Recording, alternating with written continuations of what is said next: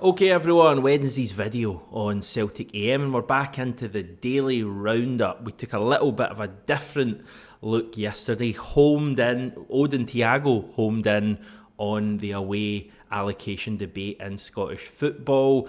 I get some things off my chest, so that's always good. Today we're back into news stories and there's quite a few things to get through. The first thing that we're leading with is talk of new contracts, and specifically youngster Daniel Kelly said to be close to agreeing a new deal with Celtic. He's actually out of contract at the end of the season, which is something I'll admit that I wasn't aware of, but we have offered him a new deal, according to the Daily Record, who also say that the club are confident of him agreeing to it.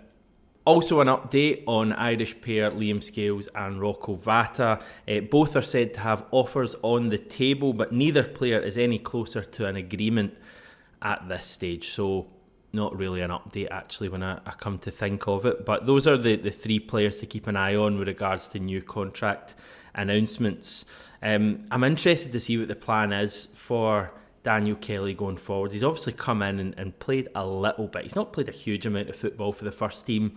He's clearly someone who's highly rated by Brendan Rodgers. Rodgers spoke glowingly of him after that debut. Was it a debut? Certainly his first goal for the club in that 7-1 win over Dundee. Rodgers really bigged him up, not just his ability, but like his attitude. And Rodgers clearly seems to like him. But I'm just wondering now, what's the plan for Daniel Kelly to hopefully get him to a point where he can be a regular first team player. He's obviously had opportunities recently, albeit they have been off the bench.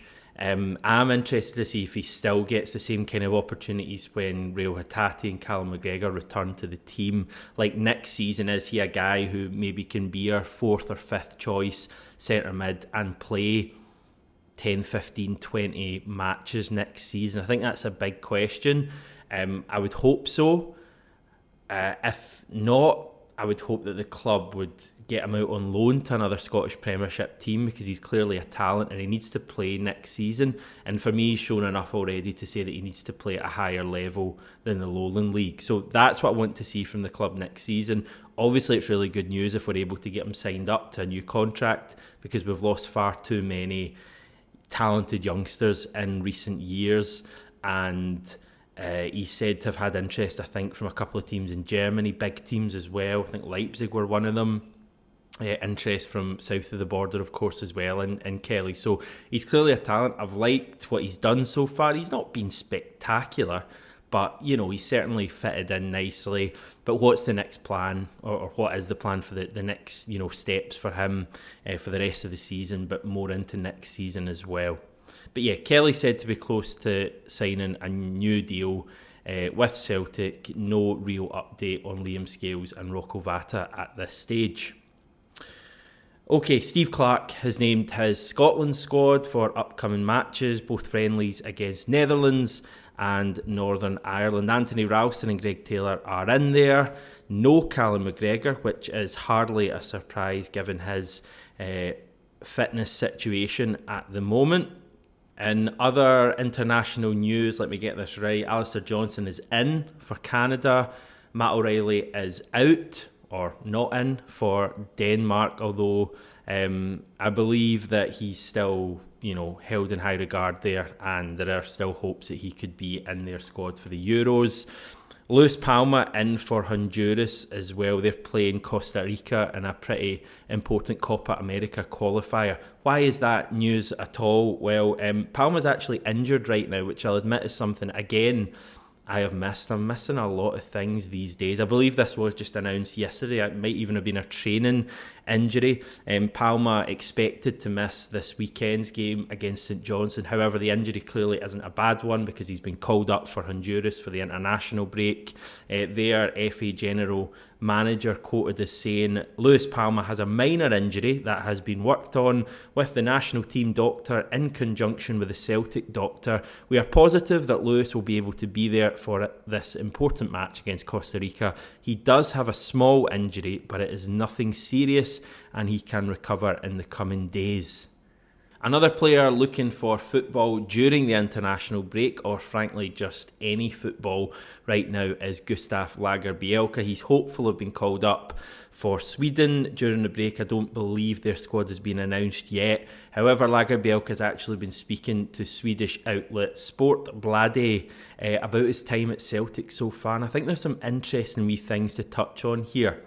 So just generally speaking, Lagerbielke says, I enjoy Glasgow as a city very much, and Celtic is a big club, which shows, above all when it comes to the support, the stadium and everything around. I really have great opportunities to develop here.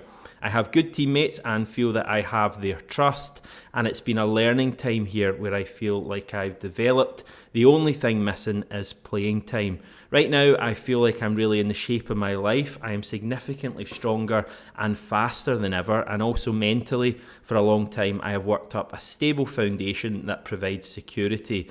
Then, of course, it's frustrating that I don't get to show it every week. On his potential move to Lecce in the January transfer window that was called off at the last minute after we picked up an injury, I think it was Cameron Carter-Vickers from memory, Lagerbielke says there were many clubs who were interested, but then there was an injury situation in the club which meant that nothing came of it. Yes, it was Celtic who stopped the deal. It was cancelled because we got an injury. There are 2 titles to play for. I want to play and will do everything in my power to help the team. At the same time, I know that I can play in the best leagues, so it is a situation we will review after the season. Yeah, I think it's pretty clear that Lagerbielke isn't ever going to feature for Celtic while Brendan Rodgers is the manager. He is clearly just not fancied by Brendan Rodgers for whatever reason. And listen, Lagerbielke, I think, comes across really well. He seems a really kind of switched on, intelligent guy, very aware of, where he sits, not disrespectful to Celtic in any way there, when perhaps other players would have been, given how, few opportunities he's had this season. Having said that, I'm not sure that he's like the answer at centre-back. In fact, I'm pretty sure he's not the answer at centre-back from what I've seen. It comes down to 2 questions. I think first question, should Gustav Lagerbielke be starting as a centre-back in, a strong Celtic team? No, for me. I think we can do far better than him. Second question, should Gustav Lagerbielke be playing for Celtic right now ahead of Stephen Welsh, for example? I think quite possibly. So that's where I'm at on the situation. Long term, I don't think he's an option for us. I just don't think he has the pace, and I've just not been that impressed by him, to be honest. But as I say, nothing against him, seems a great guy, which is probably the most patronising thing you can say about a footballer. Yeah, they seem like a great person, very nice. I think he'll be leaving in the summer, probably on loan to a club like Lecce. The only kind of way I could see him making it at Celtic is either if he goes out on loan and does really well, or if Brendan Rodgers isn't the manager, next season. As you know, UEFA are changing the format of their 3 main competitions, the Champions League, Europa League and Conference League. It's a pretty big change that has been well documented over the past few years. UEFA Deputy General Secretary, which is one hell of a title. I'd love to get to the stage in life where I've got that kind of title.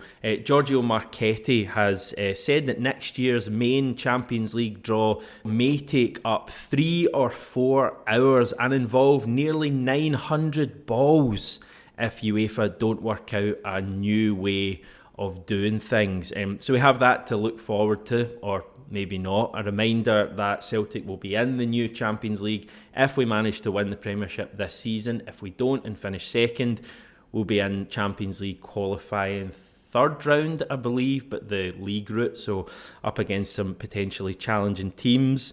Although the exact kind of plan for the draw hasn't been announced by UEFA yet, they have said that it will be a hybrid event, which means that some balls will be drawn manually. That will be combined with some automatic processes.